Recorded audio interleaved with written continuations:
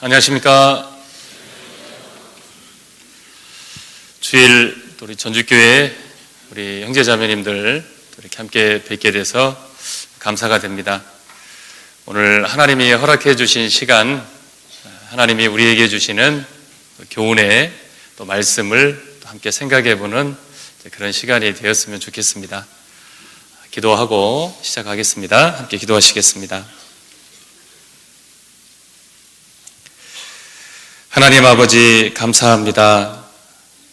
우리의 모든 죄를 예수님이 대신 담당하시고 십자가의 그 귀한 피로 우리의 죄를 영원히 씻어주시고 또 우리의 죄를 대속해 주시기 위해서 예수님께서 또 친히 생명을 내어주신 그 큰 사랑을 깨달아 알게 하시고 이제 하나님의 자녀로 영원한 천국 소망을 바라보고 영원한 것을 위해서 살아갈 수 있도록 저희들에게 은혜 베풀어 주신 하나님의 그 크신 사랑에 감사를 드립니다. 항상 우리의 마음속 깊이 우리의 죄를 대속하시기 위해서 예수님의 십자가에 흘리셨던 그 보혈의 피가 우리 안에 있습니다. 그 십자가의 큰 사랑 항상 잊지 않도록 항상 그 십자가의 사랑에 붙잡혀서 하나님의 자녀로 힘있게 살아갈 수 있도록 도와주시길 원합니다. 오늘 귀한 날 또 하나님께서 이 시간 허락해 주시고 또 이곳으로 발걸음을 인도해 주셨습니다.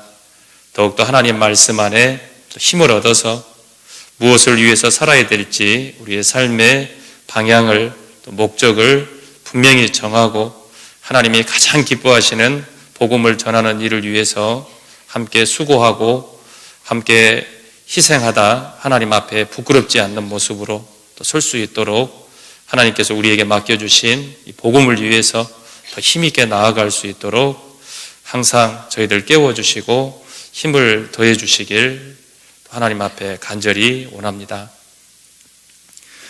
오늘 함께하는 또 하나님의 말씀을 또 생각하고 하나님의 교훈을 또 우리 마음속에 담는 또 귀한 시간 하나님께서 친히 또 주관해 주시고 이 가운데 함께 해야 되지만 또 여러 가지 일 가운데 함께하지 못하는 형제 자매님들 또 어디에 있든지 그 마음을 하나님 붙잡아 주시고 이 귀한 교회 안으로 말씀 안으로 이끌어 주셔서 동일하게 하나님 말씀으로 힘을 얻어서 하나님의 자녀로 힘있게 살아갈 수 있도록 도와주시길 또한 원합니다. 오늘 함께하는 또 이 시간 하나님께서 우리 마음 문을 활짝 열어주시고 또 우리가 분명히 알아야 될 또 우리가 분명히 깨닫고 또 생각해야 될 하나님의 뜻을 또 알 수 있도록 사람의 말이 아닌 하나님이 내게 주신 말씀으로 우리 마음 가운데 채울 수 있도록 도와주시길 간절히 원합니다. 우리를 사랑하시고 우리를 죄악 가운데 구원해 주신 우리 주 예수님 이름으로 기도드렸습니다. 아멘. 성경을 찾겠습니다. 에스더 성경 6장을 찾겠습니다.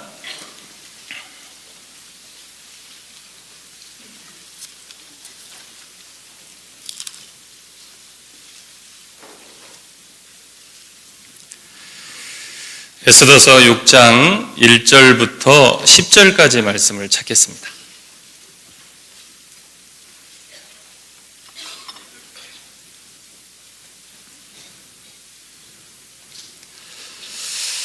에스더 6장 1절부터 10절까지 말씀을 찾겠습니다.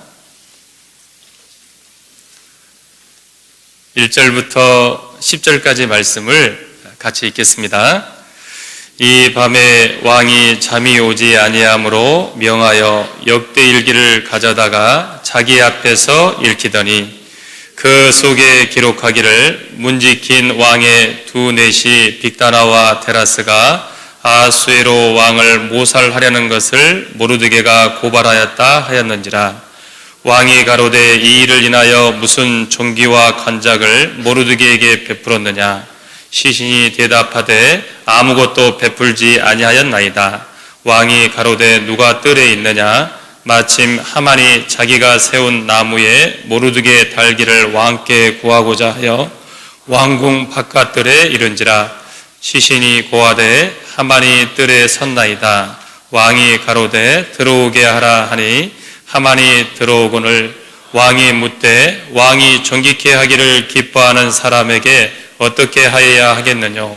하만이 심중에 이르되 왕이 정직케 하기를 기뻐하시는 자는 나 외에 누구리요? 하고 왕께 아뢰되 왕께서 사람을 정직케 하시려면 왕의 입히시는 왕복과 왕의 타시는 말과 머리에 쓰시는 왕관을 취하고 그 왕복과 말을 왕의 방백 중 가장 존귀한 자의 손에 붙여서 왕이 정직케 하시기를 기뻐하신 사람에게 옷을 입히고 말을 태워서 성중 거리로 다니며 그 앞에서 반포하여 이르기를 왕이 정직케 하기를 기뻐하시는 사람에게는 이같이 할 것이라 하게 하소서. 이에 왕이 하만에게 이르되 너는 내 말대로 속히 왕복과 말을 취하여 대궐문에 앉은 유다 사람 모르드게에게 행하되 무릇 내가 말한 것에서 조금도 빠짐없이 하라. 에스더 성경 6장 1절부터 10절까지 말씀을 함께 읽었습니다. 오늘은 이 내용 가운데 하나님이 주시는 교훈의 내용을 함께 생각해 보고자 합니다. 에스더 성경은 이스라엘 민족들이 이렇게 바사의 포로로 잡혀서 포로 생활을 할 때 있었던 사건을 기록한 역사서입니다. 1장부터 4장까지는 이 이스라엘 민족에게 위기가 처합니다.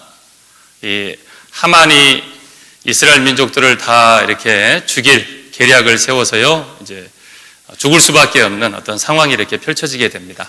그리고 5장부터 10장까지는 이 상황을 하나님이 바꿔주셔요. 그래서 이스라엘 민족들을 이렇게 죽이려고 했던, 몰살하려고 했던 하만이 대신 그 가족들과 함께 죽게 됩니다. 그 내용으로 이렇게 기록이 되어 있는데요. 4장 말미에는 이 에스더 왕비입니다. 이 왕비가 결심한 내용이 나옵니다. 말씀을 통해서 우리가 많이 들었습니다. 죽으면 죽으리이다 이렇게 결심을 하고 왕 앞에 나아가서 이 하만이 이렇게 이스라엘 민족들을 죽이려고 했던 그 내용을 고하게 되고 하나님께서 그 상황을 완전하게 이렇게 바꿔주셔서 이스라엘 민족들의 승리로 끝이 나는 내용이 에스더서 전체 내용입니다. 그 가운데요, 오늘 6장에 나와 있는 내용은 또 한 명의 주인공이라고 할 수 있습니다. 모르드게. 이 모르드게가 죽게 된 상황이 이렇게 죽을 수밖에 없는 그런 상황이 이렇게 펼쳐지는데요. 이 모르드게에게 하나님께서 이 상황을 바꿀 수 있는 극적인 반전의 사건이 이 6장 가운데 이렇게 기록이 되어 있습니다. 그래서 이 모르드게가 죽을 수밖에 없는 상황에서 왕과 같은 아주 존귀한 위치로 그 어떤 영광의 자리로 이렇게 올라가게 되는데요. 이제 그 내용 가운데 하나님께서 우리에게 주시는 교훈의 내용을 함께 생각해 보려고 합니다. 그래서 6장 1절을 한번 보겠습니다.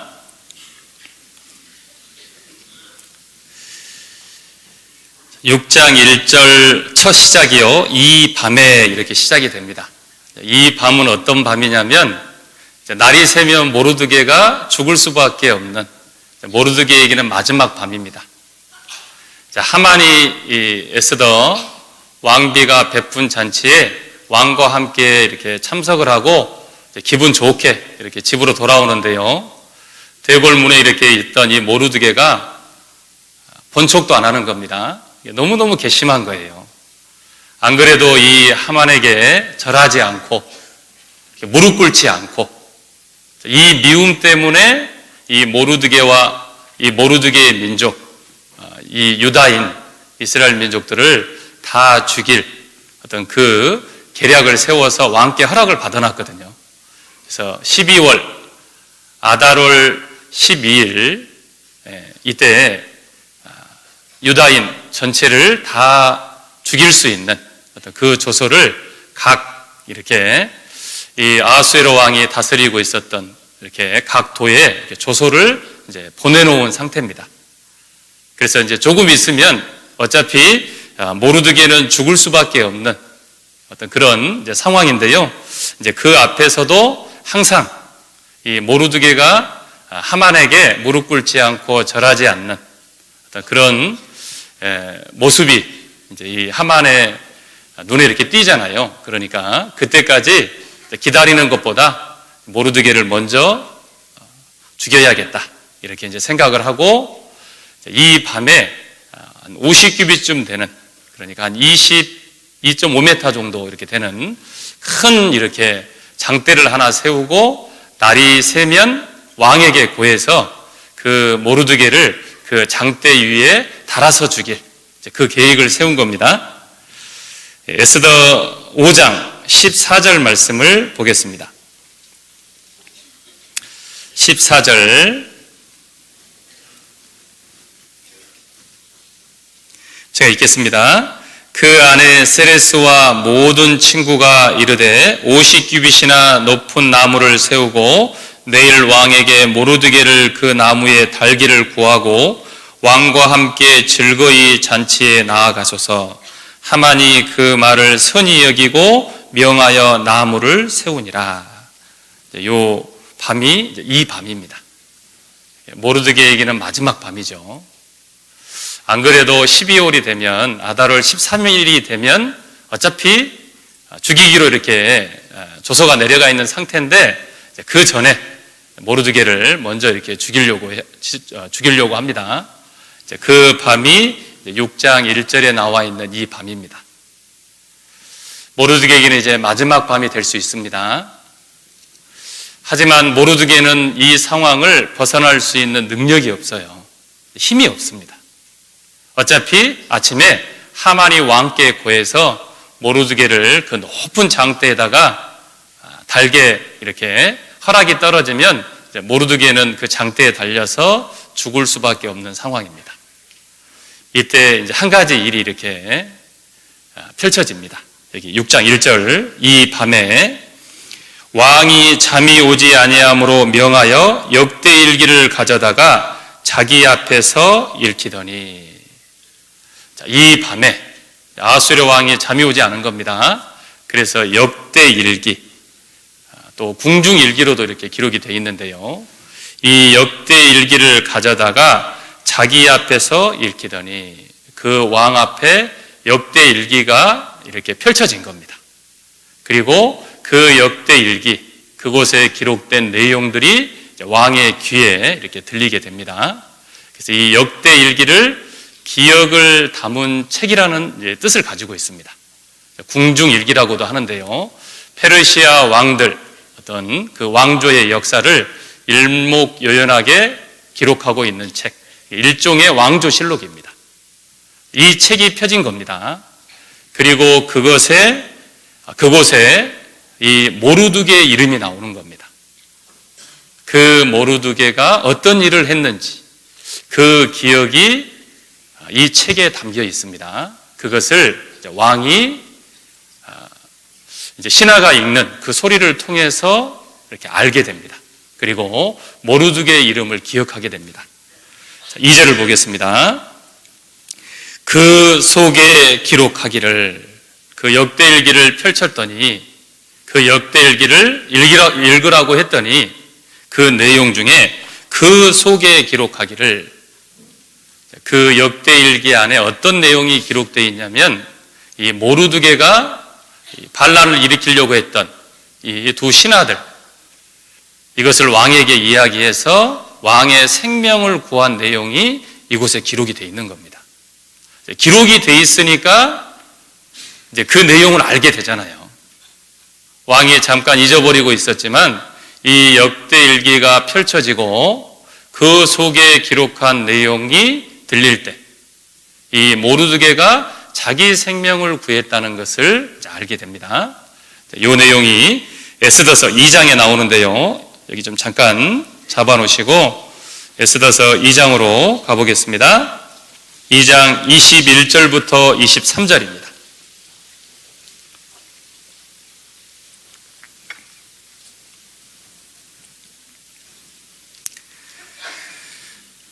에스더서 2장 21절부터 23절 말씀은 제가 읽겠습니다. 모르드게가 대궐문에 앉았을 때 문 지킨 왕의 넷이 빅단과 데라스 두 사람이 아수에르 왕을 원한하여 모살하려 하거늘 모르드게가 알고 왕후 에스더에게 고하니 에스더가 모르드게의 이름으로 왕에게 고한지라. 사실하여 실정을 얻었으므로 두 사람을 나무에 달고 그 일을 왕의 앞에서 궁중일기에 기록하니라. 요 내용이 기록이 되어 있는 겁니다. 역대일기, 궁중일기. 이 모르드게가 왕의 생명을 구했던 그 내용. 그 내용이 궁중일기에 기록이 되어 있는데 이 내용을 이렇게 전할 때 22절에 보면 에스더가 모르드게의 이름으로 왕에게 고한지라. 모르드게의 이름으로 이렇게 고했잖아요. 그러니까 이 역대일기, 궁중일기에 그 모르드게의 이름이 다 기록이 되어 있는 거예요. 왕의 생명을 구했던 사람, 모르드게. 이 기억이 역대일기에 담겨져 있는 겁니다. 그 내용을 이 왕이 이게 보게 되는 겁니다. 듣게 돼요. 야, 내 생명을 구해줬던 사람이 있었구나. 지금까지 내가 잊고 있었구나. 그리고 신하에게 물어보는 겁니다. 자, 이 사람에게 내가 관직을 내리거나 내가 큰 상을 내린 적이 있냐? 그렇게 신하가 대답합니다. 그런 적이 없다고 하는 거예요. 야, 내가 잊어버리고 있었구나.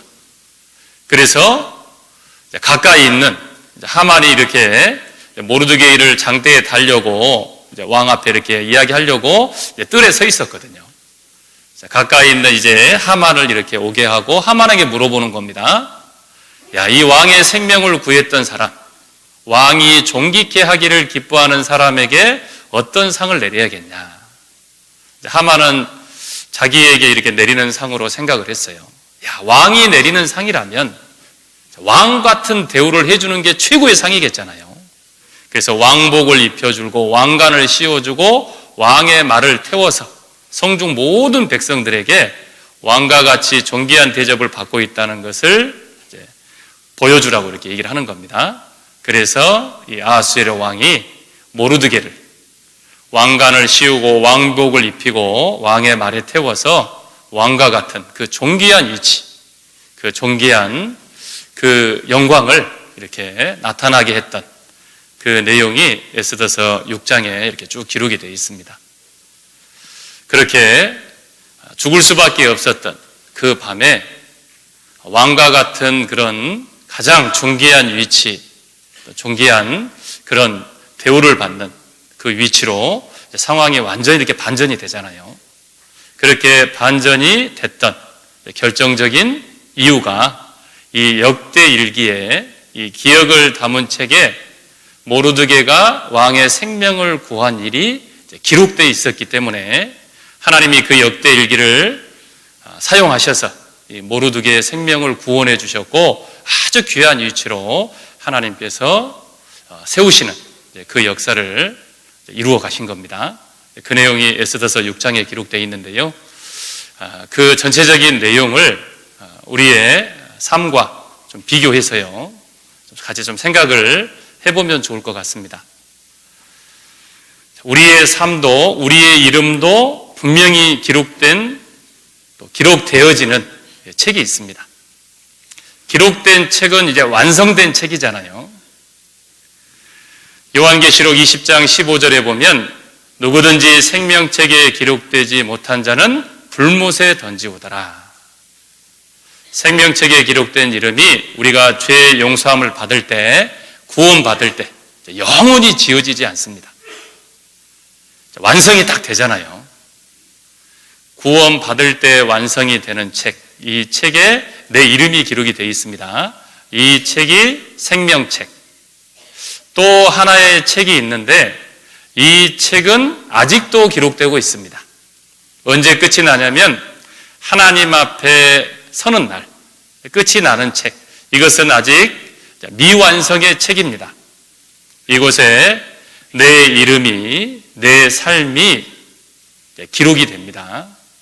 내 삶의 기억이 담겨 있는 책, 기록되고 있는 책이 있습니다. 그 책이 기념책인데요. 말라기 3장을 찾아보겠습니다.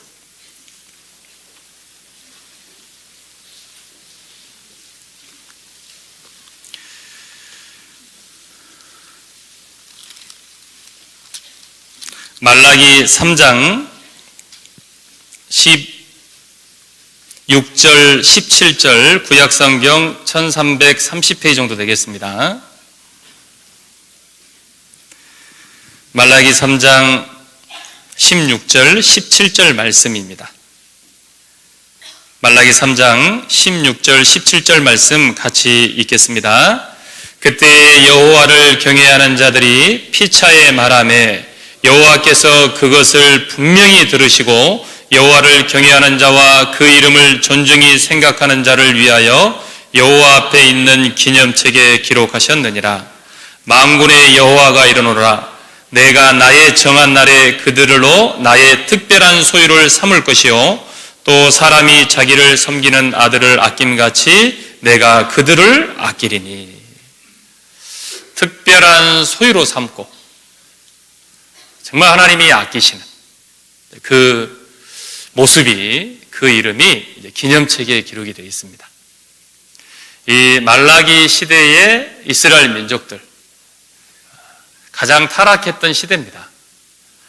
하나님을 불신했고 세상에 살아가는 모습들을 쫓아서 살아가던 사람들, 이 가운데서도 하나님을 경외하고 하나님의 이름을 존중히 여기는 사람들이 있었습니다.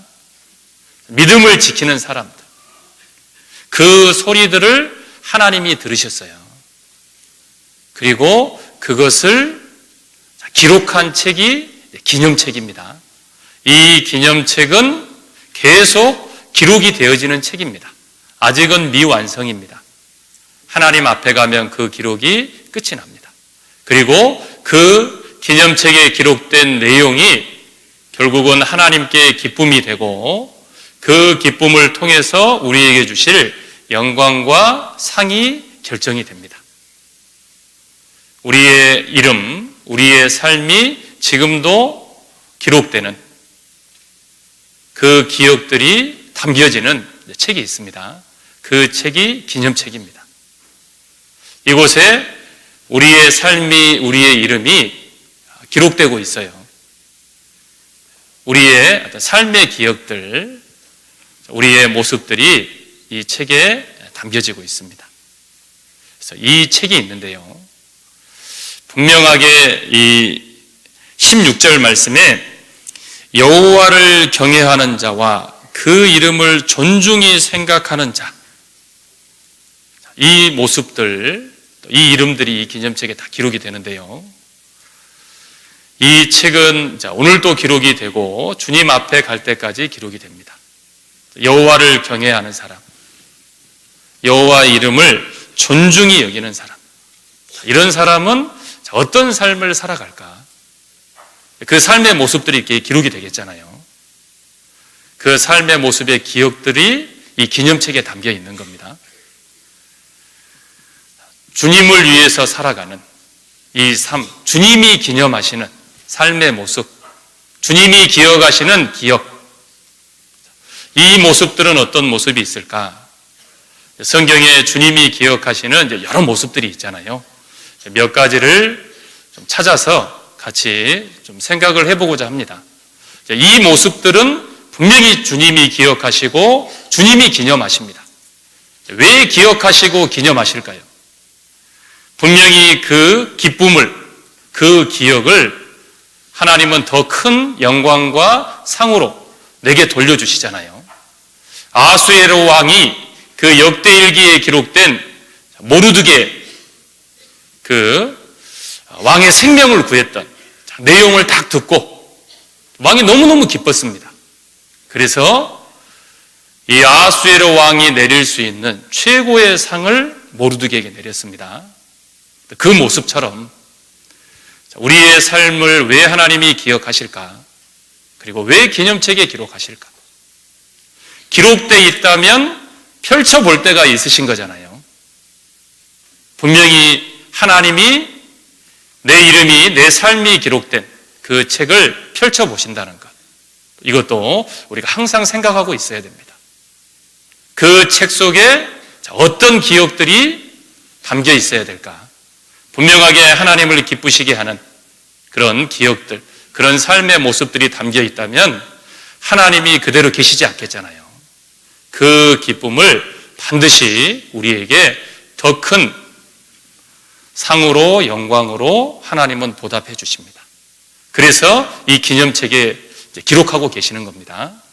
그래서 이 기념책에 기억되는 우리의 삶의 모습들, 성경에 기록이 됐고 기념이 됐던 그 모습들을 함께 생각해 보면서요, 우리의 삶의 모습도 이런 것들이 하나님 앞에 기억되고 기념이 된다는 것, 이 삶을 우리가 살아갈 때 하나님께서 기뻐하시고 그 기쁨의 보답을 나를 향해서 하나님께서 해주신다는 것, 또 연결해서 함께 생각해 보면서 말씀을 생각해 보는 시간을 갖겠습니다. 마태복음 26장을 찾겠습니다.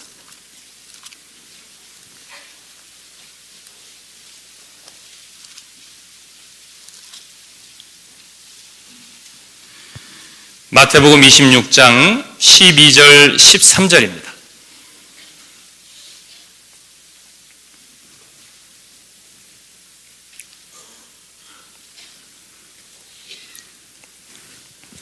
마태복음 26장 12절 13절 말씀을 같이 읽겠습니다. 이 여자가 내 몸에 이 향유를 부은 것은 내 장사를 위하여 함이니라.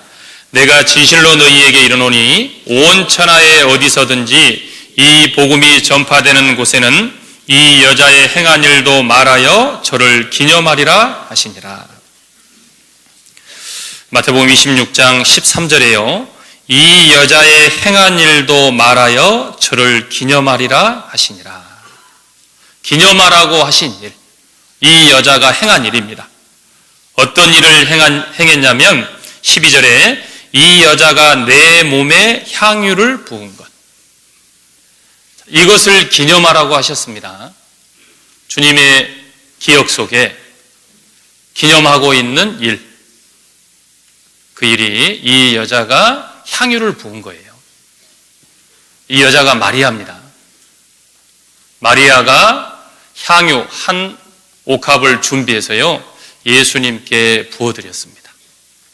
이 일을 기념해라.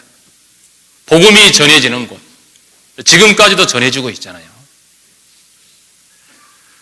이 향유가 어느 정도 가치인지 요한복음 12장에는 300데나리온 정도로 이렇게 나옵니다.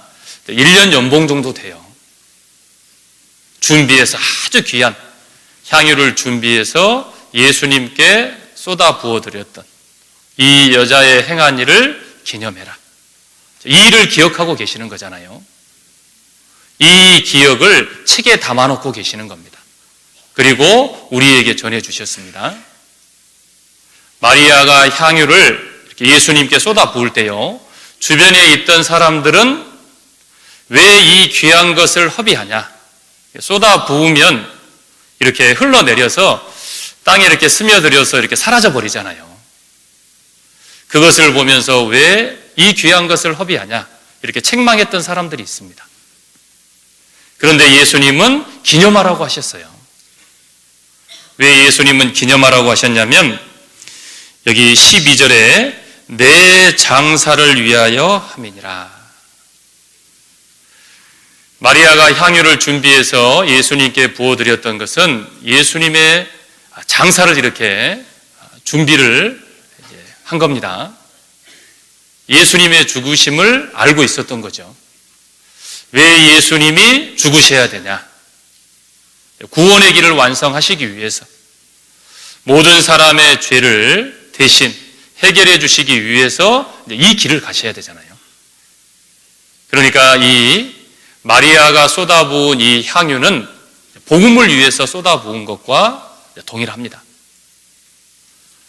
복음을 위해서 쏟아부은 것, 예수님의 이 죽으심을 위해서 예비했던 것, 이것은 분명하게 주님께서 기억하시고 기념하신다는 것, 우리에게 교훈해 주고 계십니다.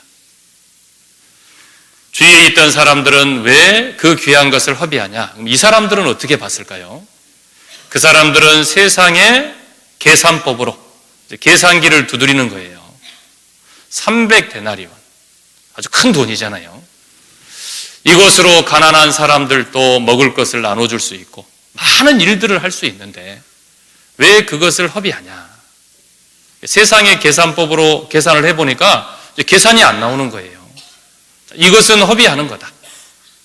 그런데 한 가지 생각해야 될 게 있습니다. 주님께 드린 가치는 계산기로 계산할 수 없어요. 주님께 드린 가치가 얼마 정도 될까? 이건 세상의 계산법으로 측량할 수가 없잖아요. 가장 귀한 겁니다. 가장 중요한 것이고 주님이 가장 기뻐하시는 그 모습이 주님을 위해서 쏟아부은 것. 주님을 위해서 귀한 것을 쏟아부을 때 주님께서 그것을 기쁘게 받으시고 그 일을 기억하시고 그 일을 기념하시고 책에 기록하시는 거예요. 그래서 이 여자의 행한 일을 기념해라. 이 여자의 행한 일을 기억해라. 이렇게 말씀을 하셨습니다. 이 내용은 우리도 동일하게 이 마리아와 같은 삶을 살으라고 하시는 말씀이잖아요. 세상의 계산법이 아니고 주님께 드리는 거라면 세상의 그 어떤 가치와 바꿀 수 없을 만큼 가장 귀한 가치가 주어지는 거예요. 그래서 항상 주님께 드려지는 것이 가장 큰 가치를 남기는 거다. 그래서 세상의 어떤 계산법, 계산기로 이렇게 계산하는 어떤 그런 게 아니고요. 주님께 드리는 것이 가장 기억이 되고 기념이 된다는 것. 이것을 우리에게 교훈해 주고 계십니다. 이 일은 하나님이 기억하셔요. 기념책에 기록하십니다. 그 책을 펴실 때마다 내 이름을 기억하시겠잖아요. 그때 무엇을 주님을 위해서 쏟아 부었는지 그 내용이 기록이 되어 있으니까 그것을 펼쳐보실 때마다 내 이름을 또 주님을 기쁘시게 했던 그 내용을 기억하시는 겁니다. 그것을 기억하실 때 기쁨이 생기는 거잖아요. 그 기쁨을 마음만 이렇게 가지고 계시는 게 아니죠. 반드시 나에게 더 큰 것으로 보답을 해주십니다. 그래서 주님을 위해서 쏟아 부었던 것 결코 헛된 것이 아니다. 가장 큰 가치를 또 남길 수 있는, 또 남기고 있는 일이라는 것. 그래서요, 요한복음 12장에 보면 마리아가 이 향유를 쏟아 부을 때, 쏟아 붓고 이 머리로 예수님 발을 탁 씻을 때요, 그 향유 냄새가 온 집에 가득 찼습니다. 향유, 그 향긋한 그 냄새잖아요. 주님을 위해서 쏟아 부을 때 향기가 납니다. 그 향기가 전해져요.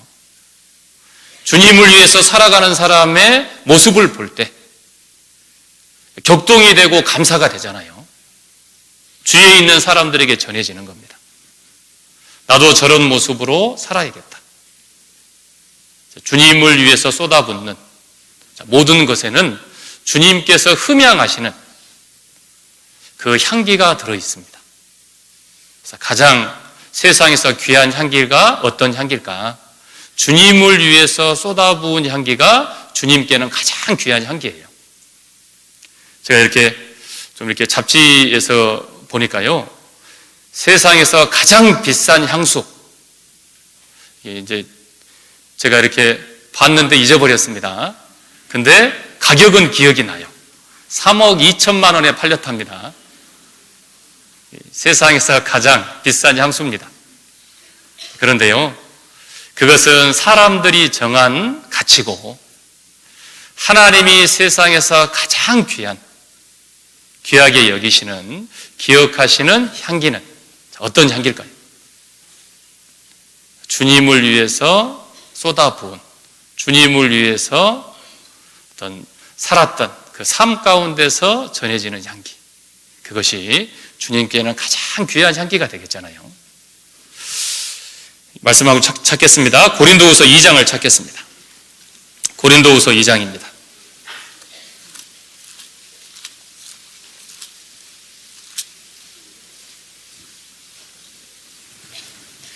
고린도후서 2장 14절 15절 말씀을 찾겠습니다.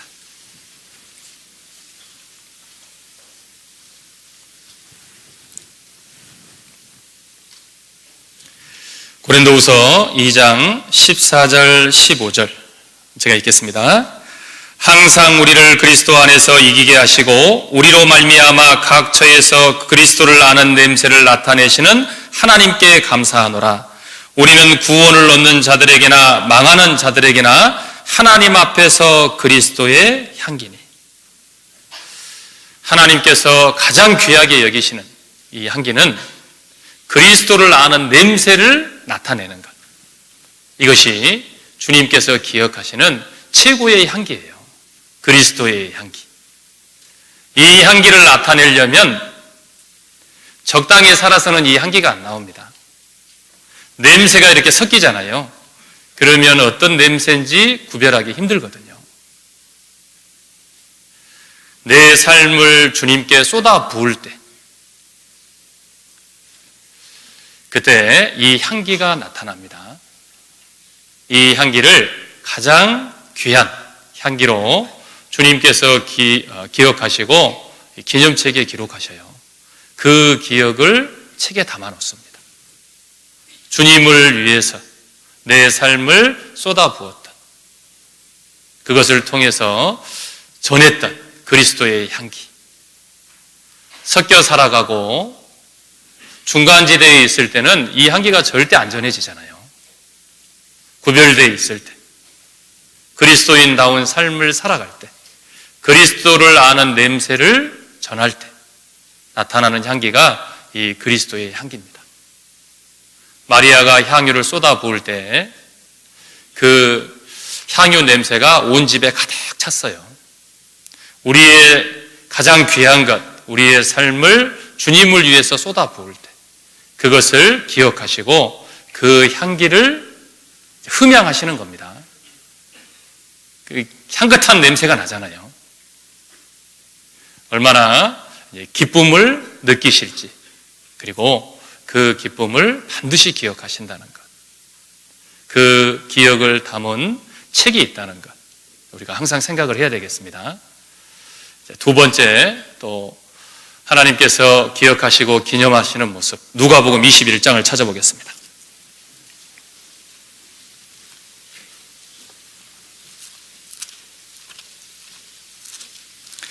누가복음 21장 1절부터 4절 말씀을 찾겠습니다.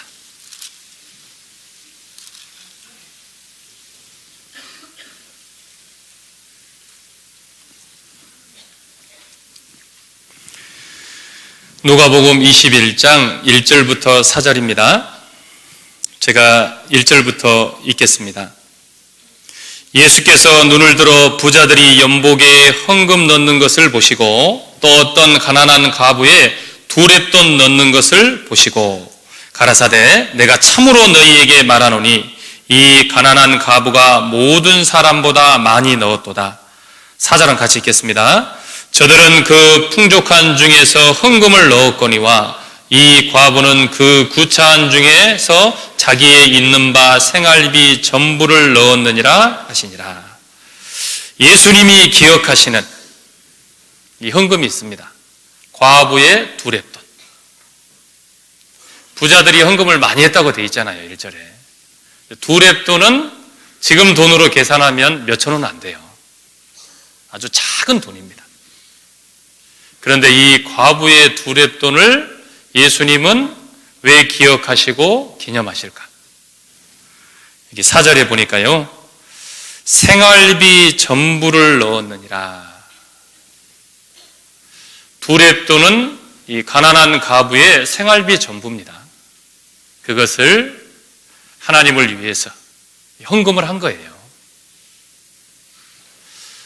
어떤 모습을 하나님이 기억하실까, 기념하실까? 적당히 하는 모습은 기념하실 수가 없잖아요. 전부입니다, 전부. 하나님께 마음을 드리려면 절반만 드려서는 기뻐하실 수가 없잖아요. 마음을 드리려면 전부를. 주님께 내 삶을 드리려면 절반만 드려서는 기뻐할 수 없습니다. 전부를. 항상 나를 통해서 원하시는 것, 이것은 전부입니다. 전부. 왜 전부를 원하실까? 예수님이 나를 사랑하실 때 절반만 사랑하신 게 아닙니다.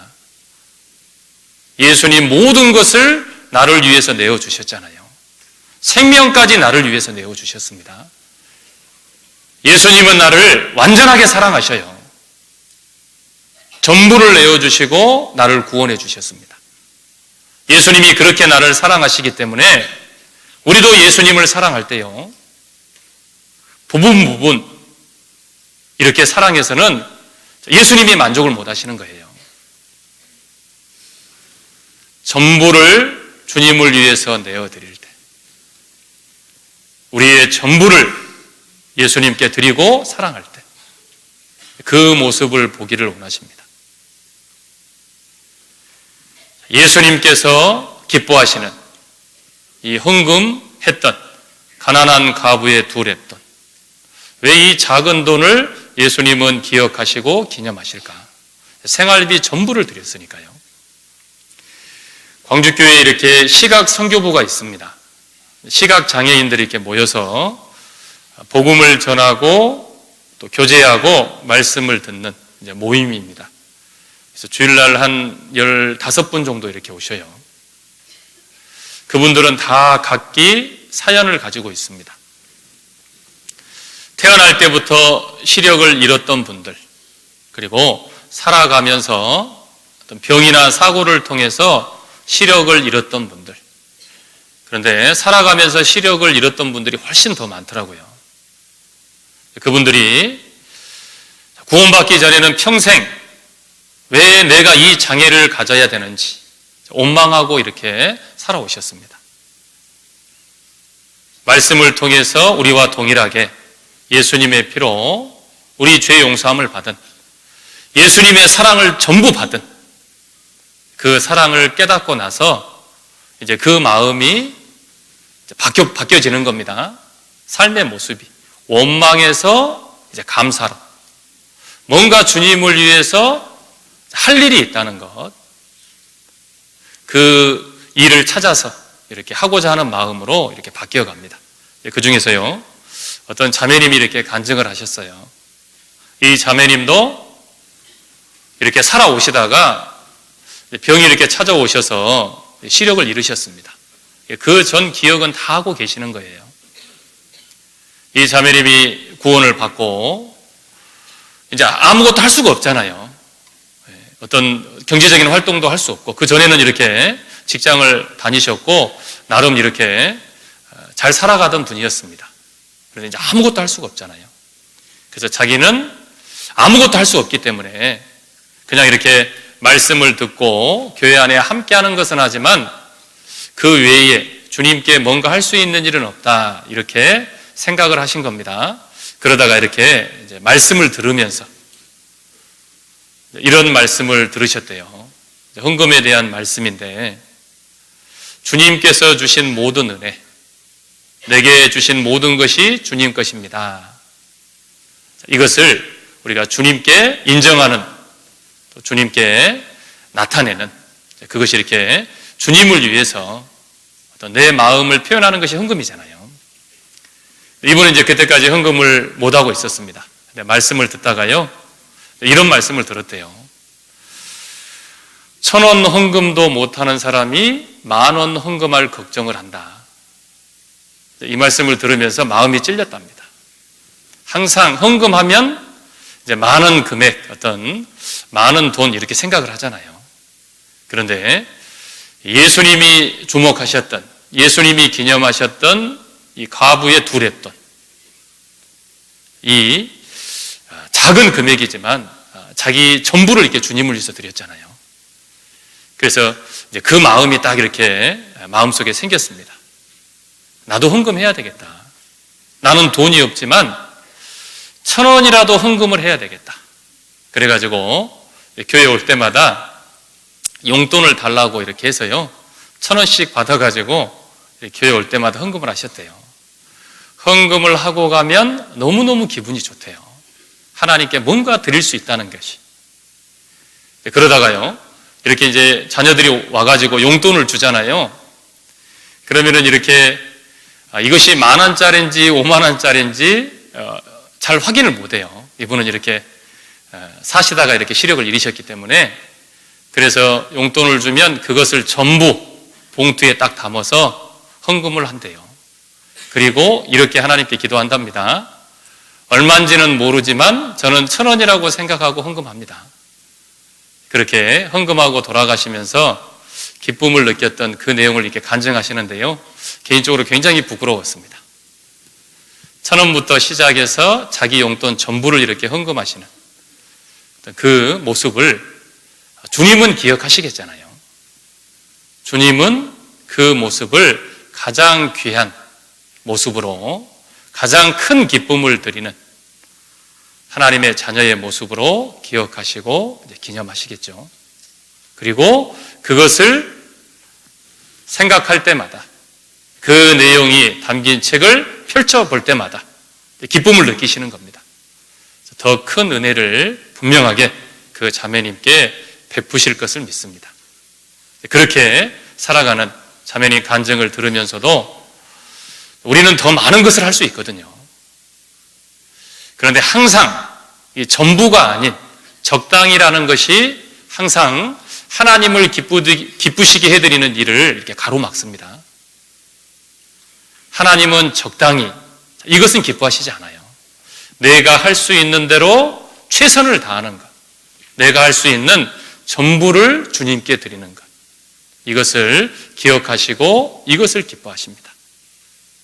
뭔가 남긴다, 남은 것을 드린다, 이것은 기뻐할 수 없잖아요. 누군가 나에게 식사 초대를 했습니다. 그래서 그 식사 초대한 그 장소에 갔더니 집에 먹다 남은 음식을 내놨다. 그러면 그건 기뻐할 수 없잖아요. 기분이 상하는 거예요. 차라리 안 갔으면 좋을 뻔했습니다. 어느 장소에 갔더니 정말 이렇게 정성스럽게 준비해가지고 식사 대접을 이렇게 했던 어떤 그런 곳에 가면 우리 마음이 기쁘잖아요. 야, 나를 이렇게 귀하게 생각하는 분이 있구나. 나를 이렇게 귀하게 대접하는 분이 있구나. 나도 기회가 되면 분명히 이렇게 받았던 이 사랑을 나도 갚아야겠구나. 우리 마음에도 그런 마음이 생깁니다. 하나님은 너무나 정확하신 분이거든요. 그래서 남는 것을 드리는 것, 적당히 드리는 것, 이것은 하나님이 기뻐하실 수 없습니다. 사무엘상 15장을 찾아보겠습니다.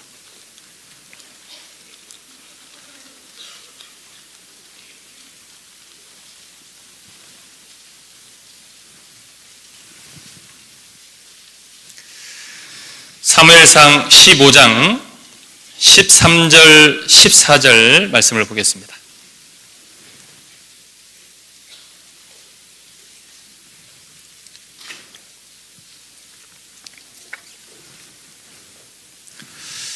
사무엘상 15장 13절, 14절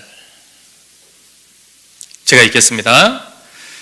사무엘이 사울에게 이른즉 사울이 그에게 이르되 원컨대 당신은 여호와께 복을 받으소서. 내가 여호와의 명령을 행하였나이다. 사무엘이 가로되 그러면 내 귀에 들려오는 이 양의 소리와 내게 들리는 소의 소리는 어찌 미니까?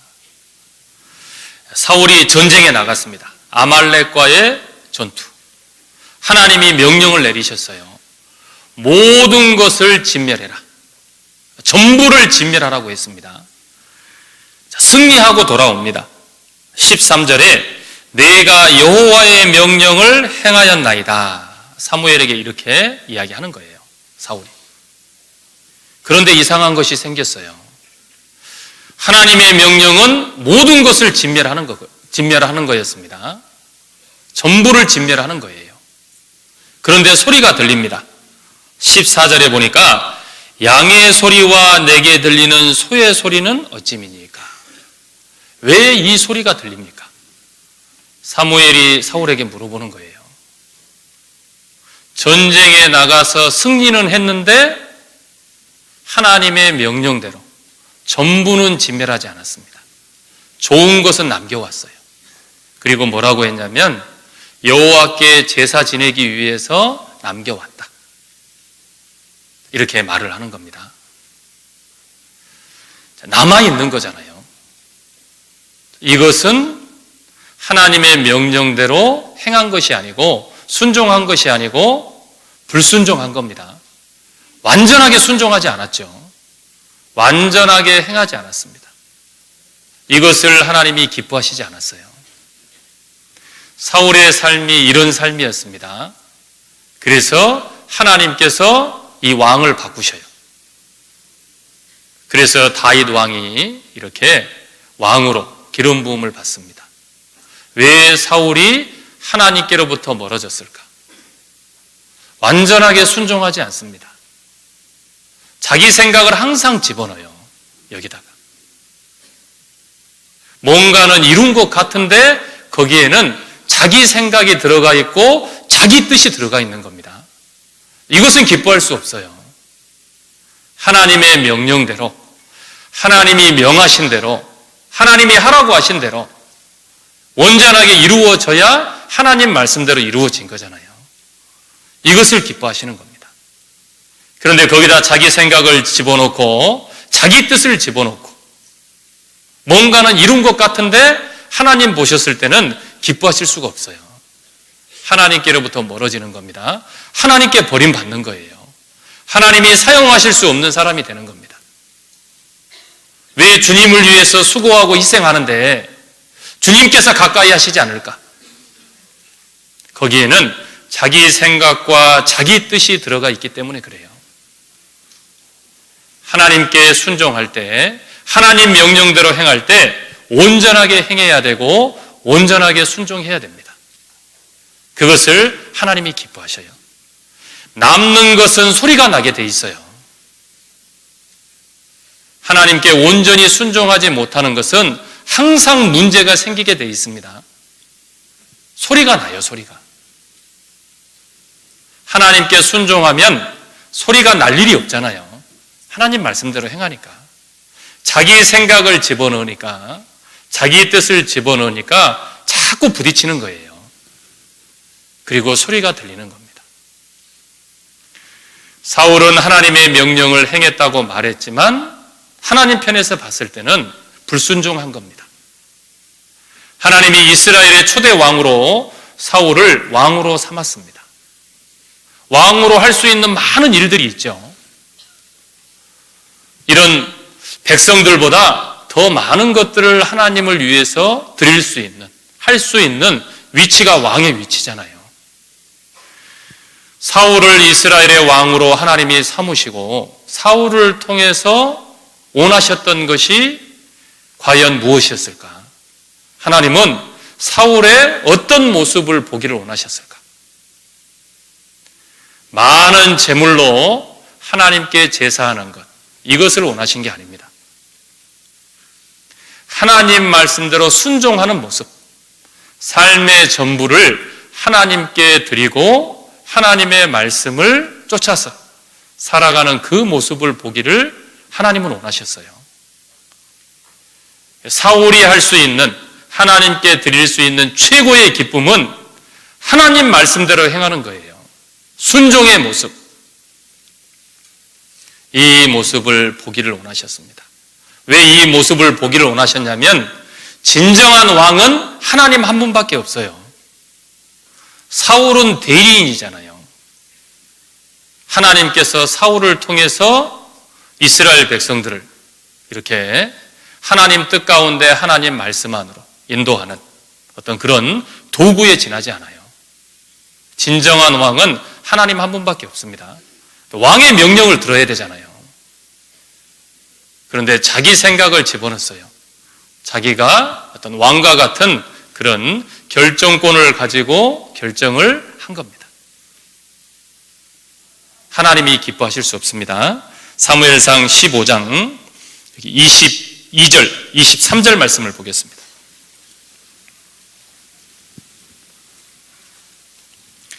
22절, 23절 말씀을 같이 읽겠습니다. 사무엘이 가로되 여호와께서 번제와 다른 제사를 그 목소리 순종하는 것을 좋아하심같이 좋아하시겠나이까? 순종이 제사보다 낫고 듣는 것이 수양의 기름보다 나으니 이는 거역한 것은 사술의 죄와 같고 완고한 것은 사신 우상에 절하는 죄와 같음이라. 왕이 여호와의 말씀을 버렸으므로 여호와께서도 왕을 버려 왕이 되지 못하게 하셨나이다. 하나님이 원하셨던 것, 순종이 제사보다 낫고 순종하는 모습을 보기를 원하셨어요. 사울은 이 모습의 삶을 살지 못했습니다. 여호와의 말씀을 버렸다고 했잖아요. 완전하게 준행하지 않으면, 완전하게 행하지 않으면 그건 하나님의 말씀을 버린 것과 같습니다. 기뻐하실 수가 없죠. 이 삶이 사울의 삶이었습니다. 기쁨이 되지 못하는 삶. 하나님이 기억하시고 기념하시는 그 삶의 모습은 온전한 순종입니다. 전부를 드리는 삶. 마음을 드릴 때도 전부, 또 우리의 삶을 드릴 때도 전부. 주님을 위해서 뭔가 우리가 물질을 드릴 때도 내가 할 수 있는 대로 최선을 다했습니다. 그 마음과 그 삶의 모습을 기억하시고 그 기억들을 책에 담아 놓으시는 거예요. 그리고 펼쳐볼 때 이 과부의 두렵던, 헌금했던 내용이 항상 기억이 되잖아요. 그 이름이 기록이 되어 있는 겁니다. 그 내용을 보실 때마다 기쁨을 얻으시는 겁니다. 그 기쁨을 분명하게 더 큰 영광과 상급으로 우리에게 주셔요. 다음 기억하시는, 기념하시는 또 모습을 찾아보겠습니다. 마태복음 10장입니다.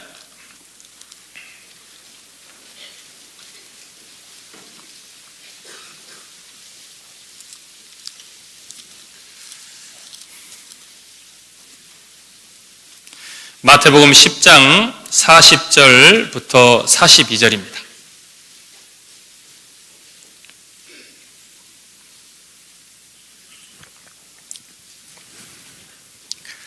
(40절부터) (42절) 제가 (40절부터) 읽겠습니다.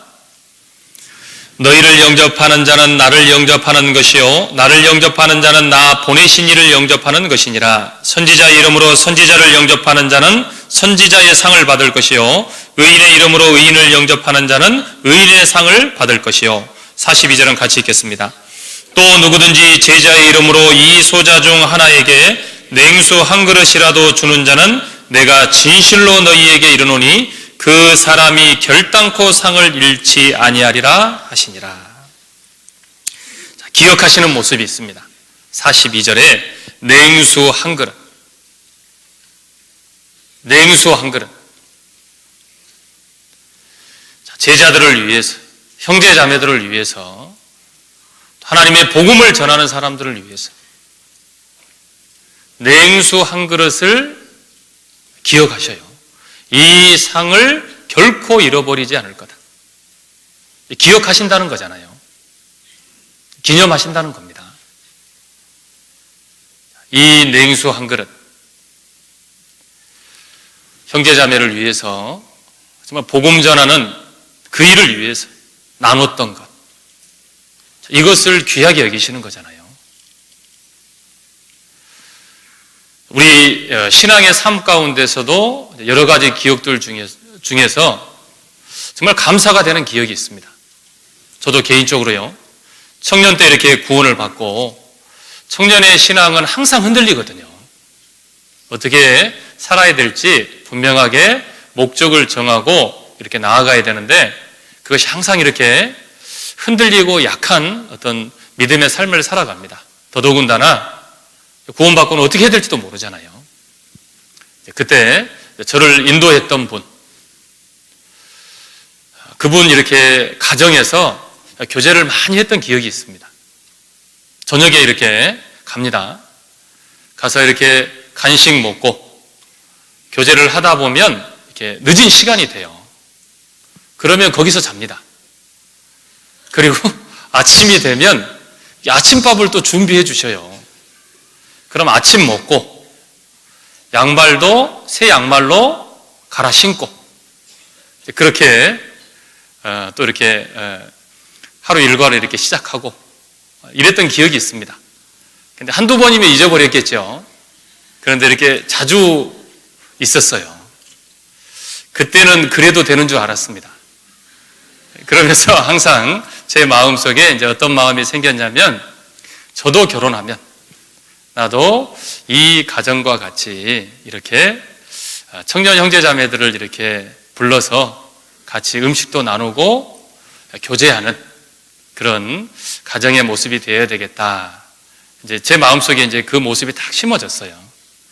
아름다운 모습이니까, 감사가 되니까요. 그리고 제가 결혼을 했습니다. 그리고 이제 집을 개방을 했어요. 그랬더니 이게 쉬운 일이 아니었습니다. 몇 번을 할 수 있는데, 그렇게 날이면 날마다 해서는 안 될 일이었구나. 이제 그때 깨달았습니다. 그러면서 이게 굉장히 감사가 되는 거예요. 어려운 일이잖아요. 쉽지 않은 일입니다. 근데 그 안에서 많은 것들을 배웠던 것 같아요. 그 구원받고 어떤 그 청년의 시기, 신앙을 바로 잡았던 이제 그 어떤 수고가 있었고 그 희생이 있었기 때문에 그 감사함을 기억하고 있습니다. 이 안에서도 있어요. 이 안에서도 계십니다. 청년회 때 이렇게 정말 흔들릴 수 있었던 그런 신앙들을 잡아주셨던 분들. 제 기억도 참 감사한 기억을 갖고 있어요. 그렇다면 하나님은 그 기억을 영원히 잊어버리시지 않으시겠죠. 그 기억을 항상 하나님은 더 크게 가지고 계시겠잖아요. 만왕의 왕이 이 냉수 한 그릇을 기억하신대요. 형제자매를 위해서 나누었던 것. 로마서 12장 13절에 성도에 쓸 것을 공급하고 손 대접하기를 힘쓰라. 힘쓰라고 하셨습니다. 왜 힘쓰라고 하셨냐면 하나님이 기억하시니까요. 결코 그 상이 사라지지 않으니까. 하나님 앞에 아름다운 기억으로 하나님이 기념하시는 그 삶의 모습이니까. 냉수 한 그릇, 이제 요즘으로 표현하면 커피 한 잔, 형제자매에게 나눴던 밥 한 그릇, 분명히 하나님이 기억하십니다. 시간 지나서 사라져버릴 것이 아닙니다. 이것은 하나님이 기억하시고 기념하시는 거다. 그래서 손대접하기를 힘쓰라고 하신 거예요. 우리가 손대접하기를 힘쓸 때 마음이 하나가 되잖아요. 교회가 하나가 될 때 교회를 통해서 하나님이 복음을 힘있게 전하실 수 있고 역사하실 수 있습니다. 결국은 하나님의 일과 연관이 돼요. 연결이 되는 겁니다. 그냥 사람과 사람의 어떤 관계, 이것이 친밀해지는 것. 교회 안에서는 이것으로 끝이 안 나잖아요. 형제자매가 친밀해지고 따뜻해지면 교회가 따뜻해져요. 교회가 힘이 생기는 겁니다. 그 일을, 그 냉수 한 그릇, 때로는 커피 한 잔, 밥 한 그릇이 그 일을 이루어갈 수 있어요. 그래서 하나님께서 기억하시는 겁니다. 마태복음 25장을 보겠습니다.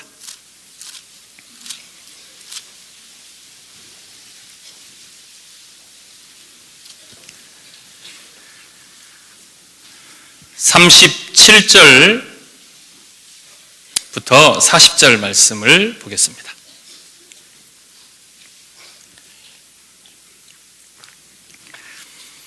37절부터 제가 읽겠습니다. 이에 의인들이 대답하여 가로되 주여 우리가 어느 때에 주의 줄이신 것을 보고 공개하였으며 목마르신 것을 보고 마시게 하였나이까? 어느 때에 나그네 되신 것을 보고 영접하였으며 벗으신 것을 보고 옷 입혔나이까? 어느 때에 병드신 것이나 옥에 갇히신 것을 보고 가서 배웠나이까 하리니 40절 같이 읽겠습니다. 임금이 대답하여 가로되 내가 진실로 너희에게 이르노니 너희가 여기 내 형제 중에 지극히 작은 자 하나에게 한 것이 곧 내게 한 것이니라 하시고, 주님 앞에 가면요 이렇게 우리에게 영광을 상을 주셔요. 40절 말씀, 내 형제 중에 지극히 작은 자 하나에게 한 것이 곧 내게 한 것이니라. 주님을 영접한 것으로, 주님을 대접한 것으로 여기시는 겁니다. 그렇게 기억하시는 거예요. 그렇게 기념하시는 겁니다. 성도에 쓸 것을 공급하고 손대접하기를 힘쓰라. 그래서 우리는 힘써야 돼요. 이 내용은 기쁨으로 기록이 되는 겁니다. 이 기억은 하나님께서 기념하셔요. 그리고 그것을 분명히 우리에게 더 큰 영광과 상급으로 되돌려 주시는 그 때가 반드시 있습니다. 이 냉수 한 그릇을 하나님께서 기억하신다. 형제자매와 나누는 것들, 이 모습을 기념하시고 기억하신다는 것, 이것을 우리가 항상 생각해야 되겠습니다. 고린도전서 15장을 찾아보겠습니다. 고린도전서 15장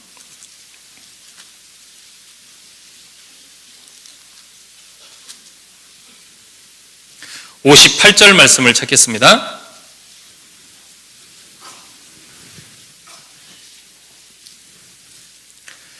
고린도전서 15장 58절입니다.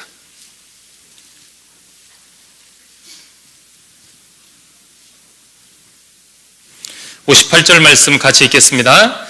그러므로 내 사랑하는 형제들아, 경고하며 흔들리지 말며 항상 주의 일에 더욱 힘쓰는 자들이 되라. 이는 너희 수고가 주 안에서 헛되지 않는 줄을 알미니라. 그리고 또 기억하시는 것, 기념하시는 것. 58절 말씀이에요. 너희 수고가 주 안에서 헛되지 않는 줄 알미니라. 주님을 위한 수고, 주님을 위한 희생, 절대 잊혀지지 않습니다. 기억하시겠다는 거잖아요. 반드시 갚아주시겠다는 약속입니다. 복음을 위해서 수고했던, 땀 흘렸던, 희생했던, 애썼던 이 모든 모습들은 주님이 기억하십니다. 그 기억을 책에 기록하고 계셔요. 58절에 보면 그러므로 내 사랑하는 형제들아, 경고하며 흔들리지 말며, 흔들리지 말라고 되어 있습니다. 이 삶을 살아가는데 흔드는 것들이 있어요. 많은 유혹이 있습니다. 주님을 위해서 더 힘있게 살아가려고 하는데 그 걸음을 막는 유혹들이 있어요. 여러 가지 유혹들 중에서 제일 큰 유혹이 뭐냐면 주님 앞에 서는 날 부활을 생각하지 못하게 하는, 그 주님 앞에 선 내 모습을 바라보지 못하게 하는 것이 제일 큰 유혹이에요. 주님 앞에 서는 날, 주님 앞에 서는 내 모습을 바라보지 못하면요, 그것을 생각하지 못하면 자꾸 내 시선이 세상을 향해서 갑니다. 뭔가 내가 누릴 수 있는 것, 내가 얻을 수 있는 것을 주님이 주신 것으로 채워야 되고, 주님이 주신 것을 바라는 마음이 있어야 되는데요, 그것이 자꾸 잊어져 가잖아요. 그러면 자꾸 세상에서 얻으려고 그래요. 세상에서 바라게 됩니다. 세상을 바라봐요. 내가 꼭 이렇게 살아야 되는가? 이런 삶이 내가 제대로 살고 있는 삶의 모습인가? 왜 그런 생각이 들겠어요? 자꾸 세상의 모습이 보이니까요. 청년들도 그럴 수 있잖아요. 내가 꼭 믿음 안에서 결혼해야 되는가? 이 답을 어떻게 내릴까요? 세상을 바라보면 흔들리거든요. 세상에 이렇게 잘 만나가지고 잘 사는 사람들 많아요. 야, 저렇게도 잘 사네. 세상만 바라본다면 흔들릴 수밖에 없잖아요. 여기 고린도전서 15장 19절 보겠습니다. 19절.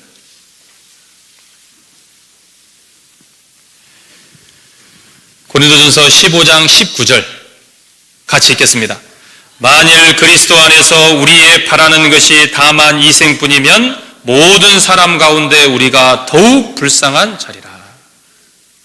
우리가 바라보는 것, 이 생에서 얻는 복이라면, 이 생에서 얻는 즐거움이라면, 어떤 풍요라면 우리가 제일 불쌍한 사람이 될 거예요. 이렇게 살면 안 되잖아요. 더 많은 것들을 얻기 위해서 세상으로 나가야 됩니다.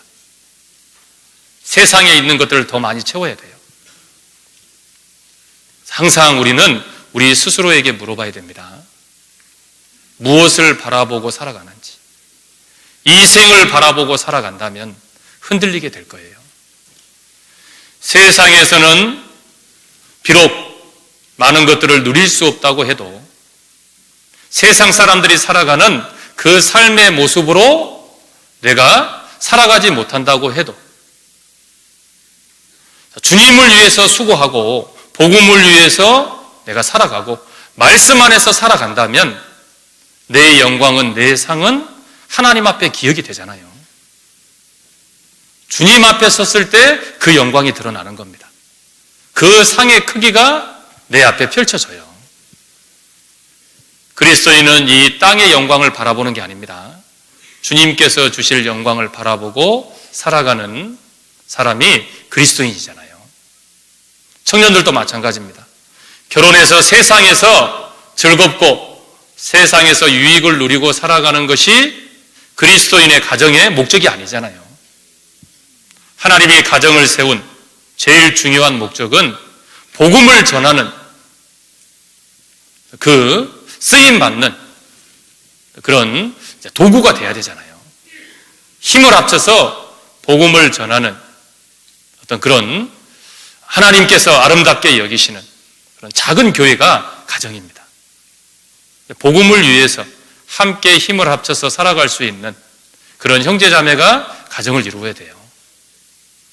세상에서는 못 누린다고 해도 그 가정을 하나님이 축복하시고 하나님이 기억하시겠잖아요. 그 영광이 하나님 앞에 쌓입니다. 세상 영광은 시간 지나면 사라집니다. 하나님이 주신 영광은 영원히 사라지지 않아요. 주님을 위해서 수고했던 그 수고들 하나님께서 기억하십니다. 그래서 흔들리지 말고 항상 주의 일에 더욱 힘쓰는 자들이 되라. 이것이 하나님 앞에 기억되고 있구나. 이 삶의 모습이, 이 기억이 기념책에 담겨 있구나. 그것을 하나님이 펼쳐보실 때가 있어요. 그 기쁨이 분명히 내게 영광으로 주어진다는 것. 이것을 우리 항상 생각을 해야 되겠습니다. 로마서 10장을 보겠습니다. 로마서 10장입니다.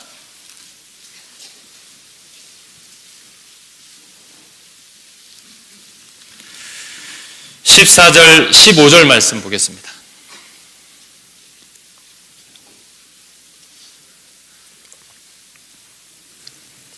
로마서 10장 14절, 15절 같이 읽겠습니다. 그런즉 저희가 믿지 아니하는 일을 어찌 부르리요? 듣지도 못한 일을 어찌 믿으리요? 전파하는 자가 없이 어찌 들으리요? 보내심을 받지 아니하였으면 어찌 전파하리요? 기록된 바 아름답도다 좋은 소식을 전하는 자들의 발이여함과 같으니라. 여기 하나님이 기억하시는 가장 아름다운 발이 어떤 발인지 이 말씀에 기록이 되어 있습니다. 아름답도다 좋은 소식을 전하는 자들의 발이요. 하나님이 보시는, 하나님이 기억하시는 가장 아름다운 발, 복음을 전하는 발입니다. 전도하는 발. 이 발을, 이 걸음을 하나님이 기억하셔요. 그 걸음을 세고 있어요. 하루에 걷는 걸음 중에 하나님께서 아름답게 보시는 걸음, 이 걸음이 훨씬 더 많아야겠잖아요. 자, 어떤 곳에 보니까요, 하루에 이렇게 걷는 평균적인 이렇게 걸음 수가 나옵니다. 자가용으로 출퇴근하는 이 직장인들은 하루에 3,600보 정도 걷는데요. 가정주부는 4,500보 정도. 막 이렇게 뛰어노는 아이들이 있죠, 아이들은 몇 보 정도 걸을까요? 26,000보를 걷는데요. 무엇이 그렇게 신이 나는지 항상 뛰어다니잖아요. 26,000보를 걷는답니다. 이 성인들 웃음, 하루에 몇 번 정도 웃을까? 이걸 이제 또 이렇게 조사를 해봤답니다. 몇 번 웃으실 것 같아요, 하루? 그리스도인은 조금 다를 건데요. 평균적으로 저는 충격이었습니다. 어디서부터 시작하냐면 0부터 시작해요. 하루에 한 번도 안 웃는 분이 있는가 봐요. 0부터 14번. 요 사이에 평균적으로 웃는데요. 웃음을 짓는 그 횟수가 굉장히 적죠. 근데 이 중에서 2번에서 3번은 헛웃음, 비웃음이 들어가 있답니다. 어린아이들은 몇 번 정도 웃을까요? 하루에 400번 이상 웃는데요. 400번. 애들은 왜 이렇게 자주 웃고 이렇게 자주 뛰어다닐까? 작은 것에 기뻐하잖아요. 우리가 봤을 때는 전혀 기뻐할 수 있는 게 아닌데 애들은 너무너무 좋아해요. 어제 이렇게 누구를 만나면서요, 이렇게 커피숍에서 커피를 한 잔 이렇게 마셨습니다. 근데 옆에 엄마하고 아이가 있어요. 한 5살 정도 된 것 같아요. 여자아이인데. 근데 무슨 놀이를 하냐면 가위바위보를 해요. 그래가지고 이기면 너무너무 좋아하는 거예요. 저희는 하라고 해도 안 할 텐데 너무너무 좋아합니다. 작은 것에 감사해요. 그리고 이 아이는 항상 새롭습니다. 모든 게 신기하잖아요.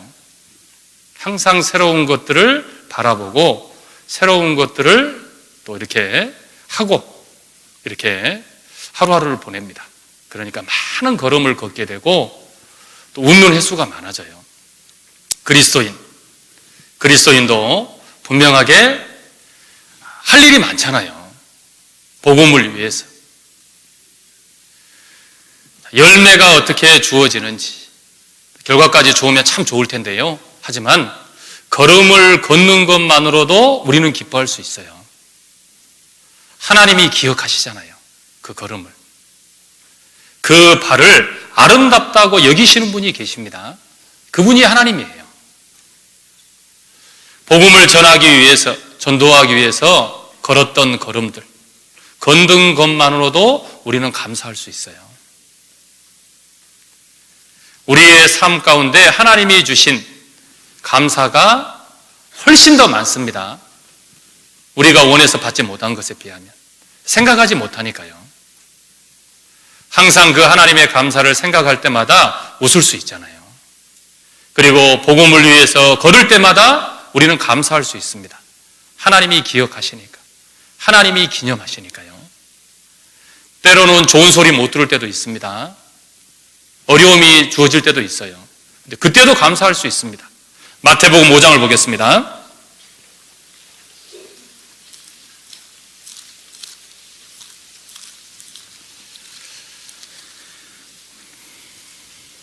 (11절) (12절) 10절부터 12절 말씀을 보겠습니다.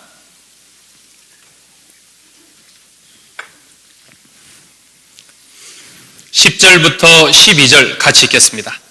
의를 위하여 핍박을 받는 자는 복이 있나니 천국이 저희 것임이라. 나를 인하여 너희를 욕하고 핍박하고 거짓으로 너희를 거스려 모든 악한 말을 할 때에는 너희에게 복이 있나니 기뻐하고 즐거워하라. 하늘에서 너희 상이 큼이라. 너희 전에 있던 선지자들을 이같이 핍박하였느니라.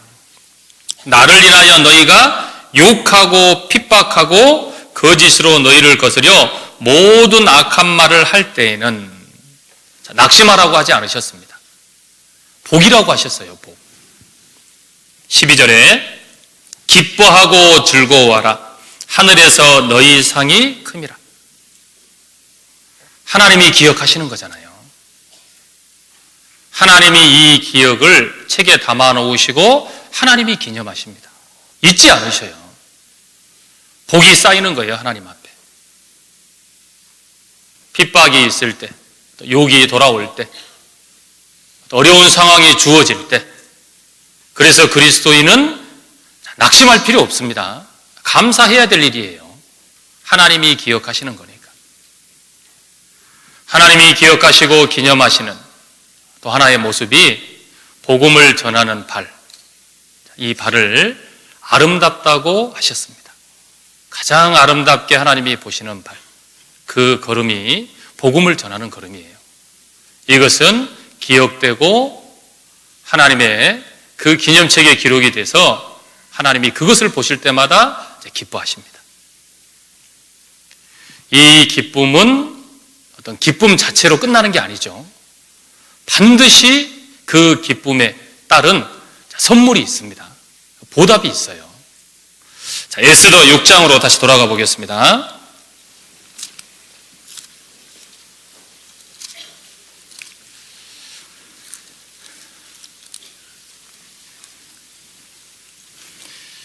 육 절 말씀을 보겠습니다.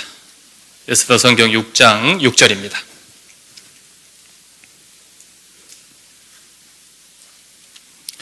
육 절 말씀을 제가 읽겠습니다. 하만이 들어오거늘 왕이 묻되 왕이 존귀케 하기를 기뻐하는 사람에게 어떻게 하여야 하겠느냐. 왕이 물어보는 거예요. 왕이 존귀케 하기를 기뻐하는 사람에게 어떻게 하여야 하겠느냐. 이 기쁨을 분명하게 뭔가 보답해 주려고 하는 그 마음이잖아요. 야, 왕이 존귀케 하기를 기뻐하는 사람에게 내가 어떻게 해줘야 되겠냐.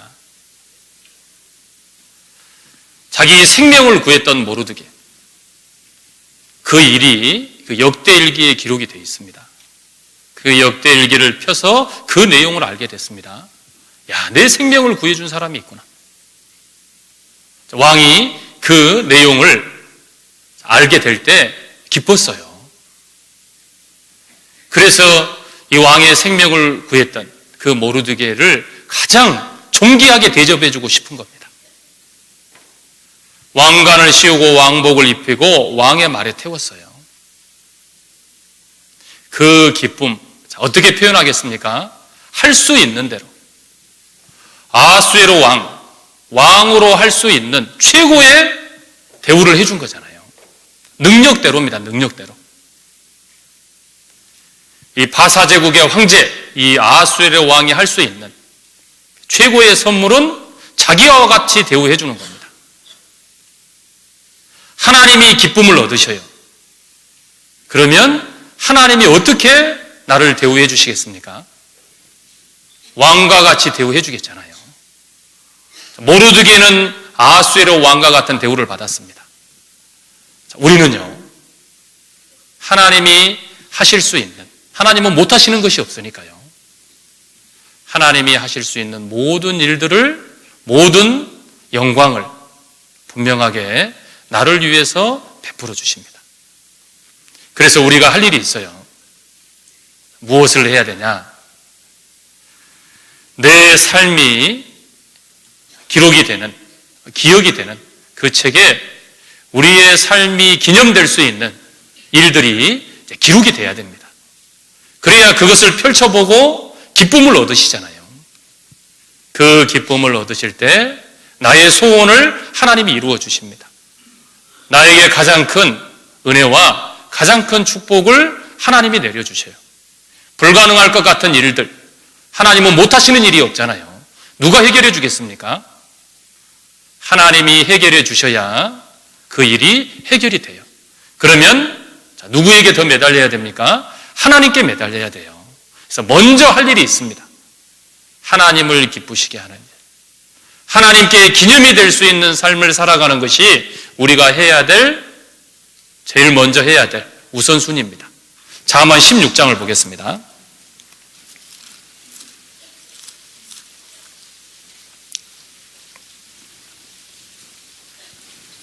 잠언 16장 7절입니다.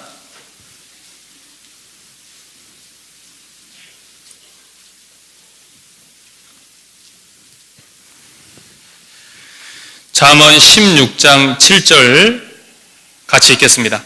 사람의 행위가 여호와를 기쁘시게 하면 그 사람의 원수라도 그로 더불어 화목하게 하시느니라. 원수와 화목하기가 불가능하잖아요. 하지만 그 원수와도 화목할 수 있습니다.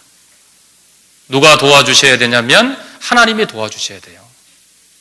그래서 우리는 먼저 할 일이 있습니다. 사람의 행위가 여호와를 기쁘시게 하면, 우리의 삶이 하나님을 기쁘시게 하면 우리의 삶의 모습이 하나님의 그 기념책에 기념할 수 있는 일로 기록이 되어질 때, 그 기억을 담은 책에 내 삶이 기쁨으로 기록이 될 때, 그것을 하나님이 펼쳐보시겠잖아요. 그리고 내 삶을, 내 이름을 기억하십니다. 왕이 존귀케 하기를 기뻐하는 사람, 우리 각자가 되어야겠습니다. 그리고 왕이 존귀케 하기를 기뻐하는 교회, 우리 교회가 되어야 되겠습니다. 그러려면 하나님을 기쁘시게 하는, 왕을 기쁘시게 해드릴 수 있는 그 삶의 기억들이 책에 기록이 되어야 됩니다. 그 삶을 우리가 살아갈 때 그 삶에 하나님의 영광과 하나님의 상급, 하나님의 은혜가 주어지잖아요. 그래서 오늘 하루의 삶도, 우리 앞으로의 삶도 하나님께서 기록하시는 그 기념책에 기념이 될 수 있는 그런 많은 시간들이 기억되고 기록되어야 우리의 삶 가운데 하나님의 은혜를 더 함께 할 수 있고 느낄 수 있고 얻을 수 있는 삶이 될 수 있습니다. 그래서 오늘 에스더서 6장에 나와 있는 역대일기에 기록된 모르드게의 행한 일을 통해서 모르드게가 생명을 또 구원받게 되고 왕과 같은 대우를 받았던 그 모습과 우리의 삶을 또 비교해서 함께 좀 생각을 해봤습니다. 제가 기도하고 마치겠습니다.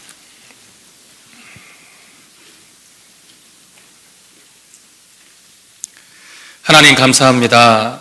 예수님의 십자가의 그 귀한 피로 우리 죄를 영원히 씻어주셔서 이제 하나님의 자녀로 하나님 말씀 안에서 살아갑니다. 분명하게 우리에게 가장 귀한 것, 영원한 것을 얻고 누리고 살아갈 수 있도록 저희들 구원해 주셨습니다. 항상 종이 아니고 죄악 가운데 살아가는 죄인의 삶이 아닌 하나님의 자녀, 하나님의 사랑하는 하나님 나라의 백성의 삶을 살아가고 있다는 것 잊지 않게 해주시고 우리의 삶 가운데 하나님께 기념이 되는, 또 하나님께 기억이 될 수 있는 또 귀한 삶들을 살아갈 수 있도록 도와주시고 하나님 앞에 더욱더 큰 기쁨을 드리는 또 귀한 삶을 살다 주님 앞에 부끄럽지 않는 모습으로 설 수 있도록 하나님 도와주시길 또 하나님 앞에 간절히 원합니다. 그리스도인의 삶 절대 헛된 삶이 아닙니다. 하나님은 기억하시고 영원히 잊지 않으시는 줄 우리가 잘 알고 있습니다. 흔들리지 않도록 하나님 붙잡아 주시고 더 복음을 위해서 힘있게 살아가다 주님 앞에 설 수 있도록 인도해 주시길 또한 부탁을 드립니다. 이후의 시간도 하나님의 크신 사랑과 은혜 가운데 함께하게 해주심을 또 부탁을 드리며 우리를 사랑하시는 우리 주 예수님 이름으로 기도드렸습니다. 아멘. 찬송하시겠습니다. 찬송가 493장입니다.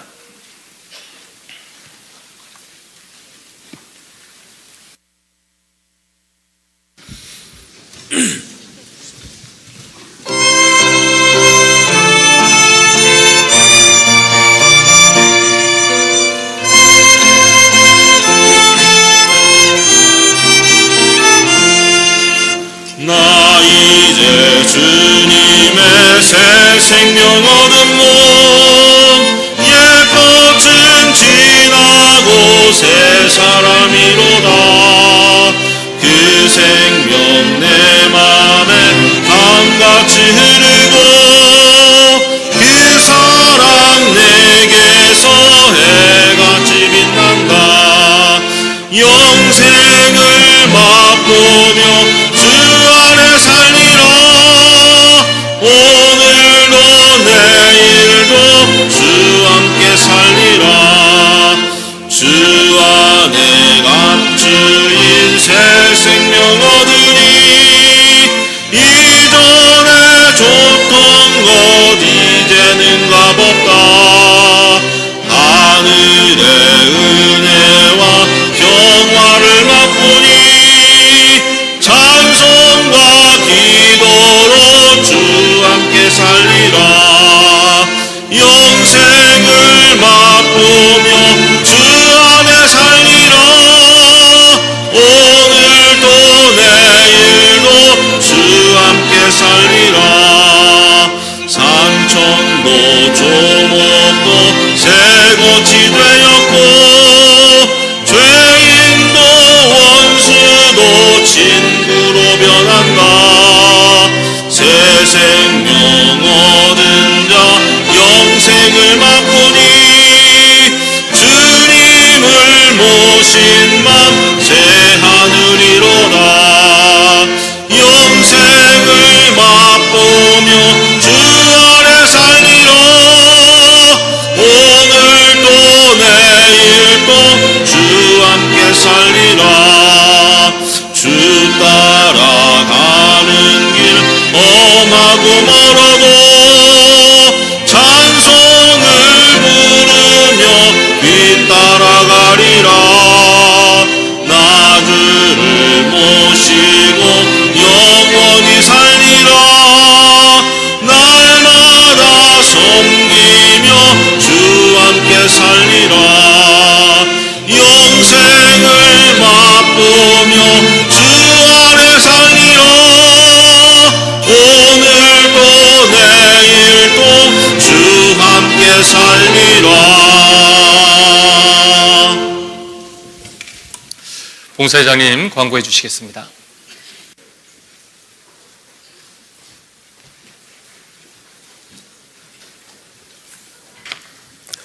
네, 잠시 광고 말씀드리겠습니다. 교회 소식지를 같이 함께 봐주시기 부탁드립니다. 이제 11월 대집회가 3주 앞으로 다가왔습니다. 지난 주간 구역말을 통해서 기도명단도 작성하셨고 또 함께 기도하면서 이 전도집회에서 함께 마음을 모으고 계십니다. 남은 3주 동안 더욱더 주변 친척들 그리고 친지분들 돌아보면서 전도의 기회를 삼아주시길 부탁드립니다. 그리고 이제 이번 주간은 3개 교구에서 전도 집회가 계획되어 있습니다. 3교구, 4교구, 6교구 우리 교구 중심으로 활발하게 전도가 되고 있습니다만 우리 모든 성도님들 같은 마음으로 참여해 주시고 함께 기도해 주시고 또 동참해 주시기 부탁드립니다. 특별히 6교구는 오늘 광고 이후에 그 자리에 남으셔서 기도 모임 하시고 5일정 하는 걸로 되어 있습니다. 많은 참여 부탁드리겠습니다. 이번 주 토요일부터 또 이제 중고등부 주말 전도 집회가 계획되어 있습니다. 토요일과 주일 2주에 걸쳐서 이어지는 집회입니다. 우리 중고등부 학생들도 하나님 앞에 나올 수 있도록 우리 학부모 되시는 성도님들 더 많이 관심과 기도 부탁드리겠습니다. 오늘 오후 일정은 아시는 것처럼 교구별 또 구역별로 야외 활동 및 야외 교제하는 그런 일정이 잡혀 있습니다. 각각 지금 마음이 다들 콩밭에 있듯이 지금 오늘 날씨도 너무 좋고 또 서로 돌아보며 유익한 교제를 나누는 그리고 마음껏 소리도 치면서 교제하는 귀한 시간이 될 것 같습니다. 많이들 참여하셔서 서로를 더욱 알아가고 함께 마음을 모아서 하나님 앞에 힘차게 다름질하는 그런 힘을 얻는 시간이 되었으면 좋겠습니다. 이를 위해서 이제 한꺼번에 나가다 보면은요 항상 지금 출차할 때 어려움이 있습니다. 그래서 좌회전하는 차량은 꼭 우회전하셔서 출차 이후에 유턴하시도록 그렇게 부탁을 드리겠습니다. 아울러 버스 운행도 오늘은 없고요. 구역별로 그다음에 교구별로 같이 이동해 주시기 부탁드리겠습니다. 나머지 교회 소식 사항은 교회 소식지를 잘 살피셔서 내용을 챙겨주시기 부탁드리겠습니다. 그리고 성도 동정입니다. 54구역 유경자 자매님 장녀가 이번 주 주일 10월 20 다음 돌아오는 10월 20일 주일에 그 경기도 부천에서 결혼식이 있습니다. 기억하시고 축하해 주시기 부탁드립니다. 그리고 지난주에 인사드렸던 63구역 이재방 집사님, 한국옥 자매님, 그 장녀되는 이기쁨 자매님 결혼식이 금주 토요일 12시에 서울중앙교회 소강당에서 있습니다. 교회에서는 8시 반에 출발이 있고요. 종합운동장, 야구장에서도 한 대가 버스가 출발합니다. 우리 성도님들 많이 참여하셔서 축하해 주시기 부탁드리겠습니다. 네, 광고 마치겠습니다.